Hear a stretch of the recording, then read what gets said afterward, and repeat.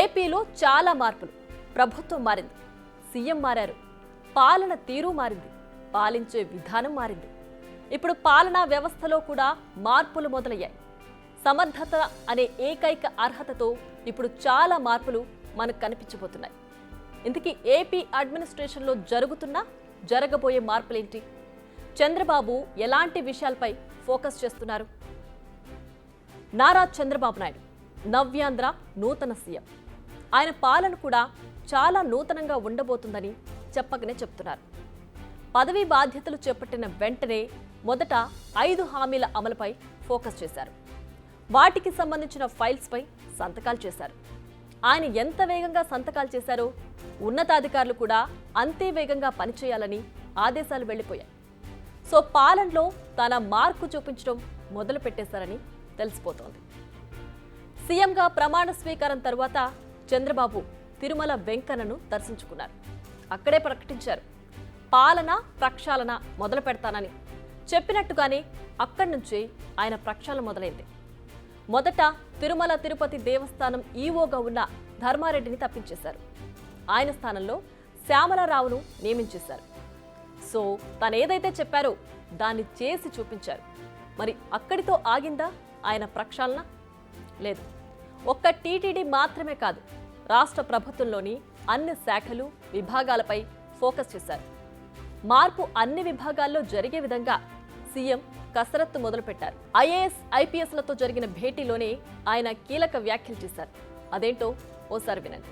All India services కానీ అటు IPS ఇటు ఐఏఎస్ లేకపోతే ఐఎఫ్ఎస్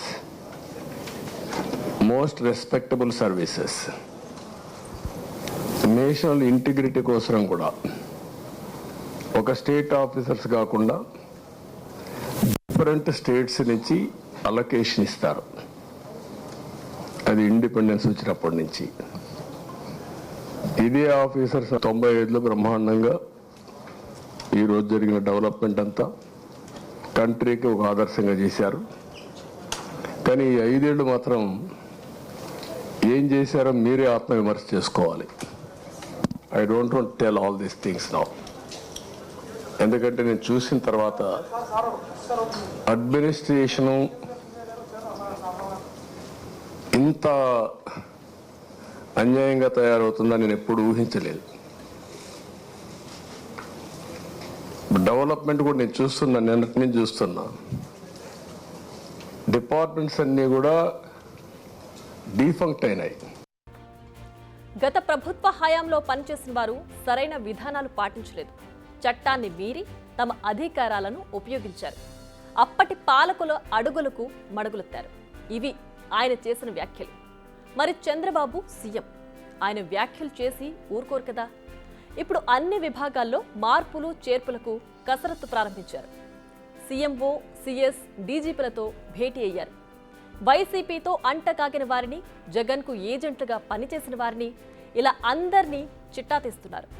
వారిని దూరంగా పెట్టాలని చంద్రబాబు డిసైడ్ అయ్యారు. సో మనం మార్పులు చేర్పులను చూడబోతున్నాం. మరి కొత్తగా ఎవరిని నియమించబోతున్నారు చంద్రబాబు? ఇది అసలైన క్వశ్చన్. సమర్థులైన అధికారులు, నిబంధనల ప్రకారం పనిచేసేవారు. ఇప్పుడు వీరికే కీలక పోస్టింగ్స్ దక్కబోతున్నాయి. అంతేకాదు, సీఎంఓలోకి కొందరు కీలక అధికారులను తీసుకురాబోతున్నారు చంద్రబాబు.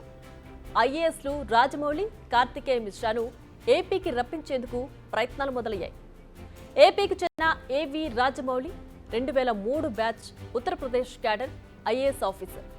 2014 టీడీపీ ప్రభుత్వంలో 2015-19 మధ్య సీఎం కార్యదర్శిగా సీఎంఓలో కీలకంగా పనిచేశారు. రాజమౌళి ప్రస్తుతం ఉత్తరప్రదేశ్ హోంశాఖ ముఖ్య కార్యదర్శిగా బాధ్యతలు నిర్వహిస్తున్నారు. ఇంటర్స్టేట్ క్యాడర్ డిప్యుటేషన్పై ఆయన్ను ఏపీకి పంపించాలని చంద్రబాబు కేంద్రానికి ఓ లెటర్ పంపారు. ఇక కార్తికేయ మిశ్రా 2009 ఆంధ్రప్రదేశ్ క్యాడర్ ఐఏఎస్ అధికారి. ఆయన ప్రస్తుతం డిప్యుటేషన్పై కేంద్ర ఆర్థిక సేవల శాఖలో డిప్యూటీ సెక్రటరీగా బాధ్యతలు నిర్వహిస్తున్నారు. ఆయన్ను రిలీవ్ చేసి ఏపీకి పంపాలని కూడా కేంద్రానికి రిక్వెస్ట్ పంపారు. సో ప్రస్తుతం చంద్రబాబు ఎన్డీఏ సర్కార్లో చాలా కీలకం కాబట్టి వీరిద్దరూ త్వరలోనే ఏపీకి రావడం కన్ఫర్మ్. ఇక సీఎంఓలో కీలక బాధ్యతలు చేపట్టడం కూడా కన్ఫర్మ్. ఇప్పటికే సీఎం ముఖ్య కార్యదర్శిగా సీనియర్ ఐఏఎస్ అధికారి ముద్దాడ రవిచంద్రను అపాయింట్ చేశారు. శ్రీకాకుళం జిల్లాకు చెందిన సీనియర్ ఐఏఎస్ అధికారి రవిచంద్ర 1996 ఐఏఎస్ బ్యాచ్కు చెందిన అధికారి. 2014లో రాష్ట్ర ఆర్థిక శాఖ కార్యదర్శిగా, ప్రత్యేక ప్రధాన కార్యదర్శిగా విధులు నిర్వర్తించారు. సో చంద్రబాబు తన టీంను మళ్లీ ఒక్కొక్కరిని అపాయింట్ చేస్తూ వస్తున్నారు.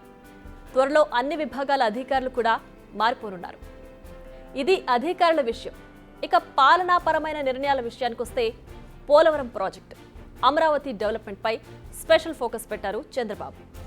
ఇక ఇప్పటికే పోలవరం ప్రాజెక్టు సందర్శనకు రెడీ అయిపోయారు.